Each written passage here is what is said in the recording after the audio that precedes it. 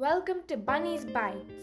Today we will be making cucumber raita. You can eat this as a side dish with lots of things such as pulao, parata, fried rice and much more.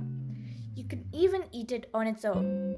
We have used cucumbers, mint and rosemary from our own garden. First, pick or prepare your cucumbers. To pick them, just twist them. Cut the mint and rosemary with some scissors or with your hands. Now let's begin the actual recipe. Peel your cucumbers with a peeler like we're showing here. If you have thorns on your cucumbers like us, remove them before peeling. Then cut them into small pieces. You don't have to just cut them, you can grate them as well. I like to have a crunchy texture, so I'm cutting them. Next, put the pieces into a bowl and begin cutting 2 green chilies finely.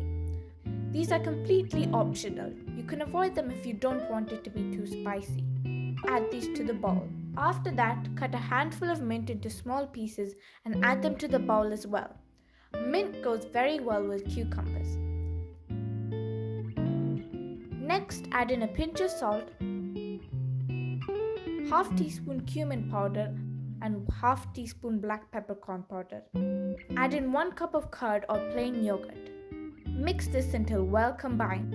Fun fact, apparently cucumbers can kill bacteria that is responsible for bad breath. To garnish, add a bit of rosemary and mint. The unique fragrance of rosemary will enhance the flavor. That's it. Your cucumber raita is ready to eat. Yummy! Please like, share and subscribe to my YouTube channel Bunny's Bites and press the bell icon for more updates.